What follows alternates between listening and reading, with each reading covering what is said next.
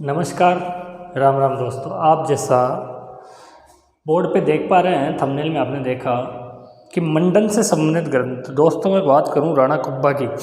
मेवाड़ शासक राणा कुंभा ने दोस्तों मेवाड़ में 84 में से 32 किले बनवाए, 32 दुर्गों का निर्माण किया। अब 32 दुर्ग अगर अपन राजाओं को देखें तो गलती से एक दो दुर्ग बने इनसे, लेकिन जो मेवाड़ वाले राणा कुंभा इन्होंने 32 कैसे बना दी। उनके पास था मंडन जैसा शिल्पी, आर्किटेक्ट था मंडन उनका। भाई मंडन पेज पे बनाता दुर्ग और राणा कुंभा उसको अग्रिम रूप दे देते। अब एग्जाम में क्वेश्चन क्या पूछा जाता है कि या तो सीधा पूछ लेगा कि ये दुर्ग मंडन, ये ग्रंथ मंडन का है या नहीं। मंडन के मैंने बोर्ड पे ग्रंथ के नाम लिखे लगभग 9, और इन 9 में से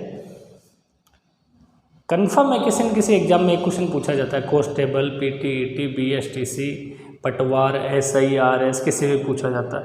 पहले क्या पूछा जाता था? पहले पूछा जाता था कि रूप मंडन ये ग्रंथ मतलब मंडन का है या नहीं है। 4 ऑप्शन दे देते, उनमें से कि मंडन का कौन सा ग्रंथ है। अब एग्जामिनर थोड़ा आगे बढ़ा, आगे बढ़ के उसने उस मंडन के ग्रंथ का विषय पूछना स्टार्ट कर दिया कि जैसे रूप मंडन है तो ये किससे संबंधित है। तो आज मैं आपको उसी से संबंधित ये वीडियो लेके आया हूँ। इसमें मंडन के लगभग 9 ग्रंथ है और वो किस टॉपिक से संबंधित है, मतलब मंडन ने किससे संबंधित वो ग्रंथ लिखे हैं, उसमें क्या चीज़ है मंडन ने बताइए, उसके अपन बात करेंगे। पहला क्वेश्चन, पहला जो मंडन का ग्रंथ है उसका नाम है रूप मंडन। मतलब मंडन के ग्रंथों के आगे लगभग मंडन मिलेगा आपको। एक तो इसके ग्रंथों को पहचानने का सीधा सा सिंपल तरीका है, अगर किसी ग्रंथ के आगे मंडन लिखा हो मतलब मंडन ने लिखा है, सीधी सी बात। पहला ग्रंथ मंडन ने लिखा रूप मंडन। तो रूप मंडन किससे संबंधित है दोस्तों?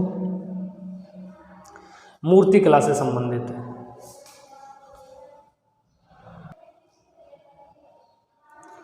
रूप मंडन मूर्ति कला से संबंधित है। रूप मूर्ति का ही रूप होता है, तो आप उससे याद रख सकते हो। दूसरे ग्रंथ का नाम है देव मूर्ति प्रकरण या रूपावतार। देव मूर्ति, वो इसी में भी मूर्ति आ गई, यानी इसका संबंधित भी किससे है? मूर्ति निर्माण से। वो मूर्ति कला थी और ये मूर्ति निर्माण है। उसमें मूर्तियों के आकार थे, इसमें उसको आकार दे दिया, इतना सा फर्क है। रूपावतार या मूर्ति, देव मूर्ति प्रकरण। तीसरा ग्रंथ का नाम है वास्तु मंडन, यानी वास्तुशास्त्र से संबंधित है। वास्तु मंडन वास्तुकला से संबंधित है। किससे संबंधित है? वास्तुकला। अपन मकान बनाते हैं तो कहाँ पे अपना रसोई होना चाहिए, कहाँ पे अपना हौद होना चाहिए, कहाँ पे अपना बेडरूम होना चाहिए, कहाँ पे अपना मंदिर होना चाहिए। इससे संबंधित जो मंडन ने बातें बताई वो है वास्तु मंडन में। कई बार पूछा गया क्वेश्चन है कि वास्तु मंडन जो मंडन का ग्रंथ है किस विषय से संबंधित है। तो दोस्तों नाम में ही वास्तु है तो वास्तुकला से संबंधित है, सिंपल सी बात। चौथा ग्रंथ मंडन साहब का है भाई साहब वास्तुसार। मंडन ने दाब के ग्रंथ लिखे हैं। मंडन अपने आप में एक लाइब्रेरी है। अगर मंडन के ग्रंथों को सजा दे किसी कमरे में तो वो एक लाइब्रेरी से कम नहीं है। उन्हीं में से एक ग्रंथ है मंडन का वास्तुसार। अब वास्तुसार किससे संबंधित है दोस्तों? दुर्ग भवन नगर निर्माण से संबंधित है। अब दुर्गों का निर्माण करोगे, कैसे करोगे? पहाड़ी पे दुर्ग कैसे बनाए जाते हैं, मैदानों में दुर्ग कैसे बनाए जाते हैं, तो आप देखोगे मेवाड़ के ज़्यादातर दुर्ग पहाड़ियों पे बने हुए हैं, तो उनकी स्वतः ही सुरक्षा हो जाती है। बहुत ही कम चांस होते हैं कि इतना ऊपर कोई शत्रु चढ़ के आ सके।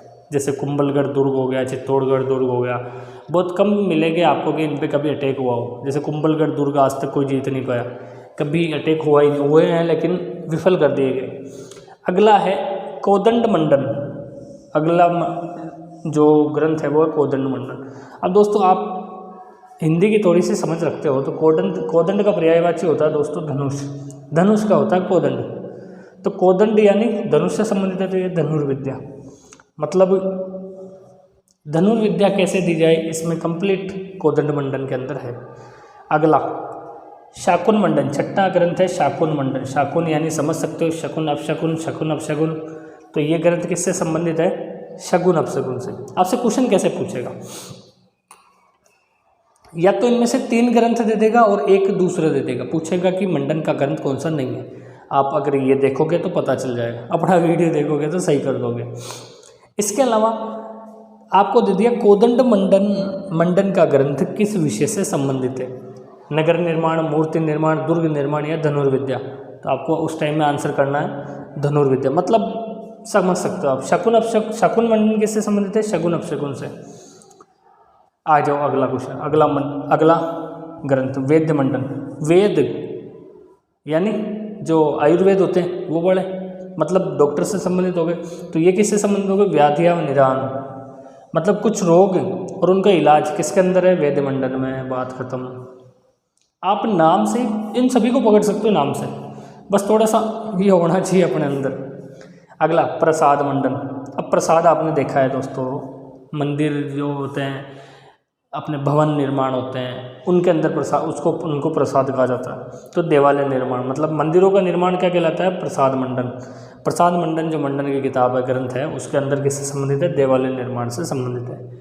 लास्ट जो ग्रंथ आता है मंडन का, वो आता है दोस्तों राजवल्लभ मंडन। और ये किससे संबंधित है? नागरिकों के आवास गृह कैसे होने चाहिए उससे संबंधित है। उसका नाम है राजवल्लभ। और कई बार एग्जामों में पूछा गया है कि राजवल्लभ किससे संबंधित है, राजवल्लभ किसका ग्रंथ है, मतलब बहुत सारी चीज़ें। तो दोस्तों ये मैंने मंडन से संबंधित जितने ग्रंथ हैं उनको लिख दिया।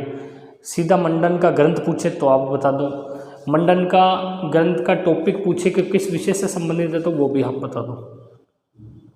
ये सीरीज आपको मेरी कैसी लग रही है?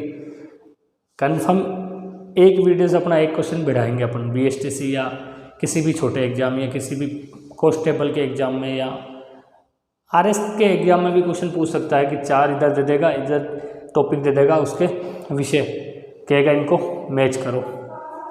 तो भाई क्वेश्चन तो कहीं से पूछा जा सकता है।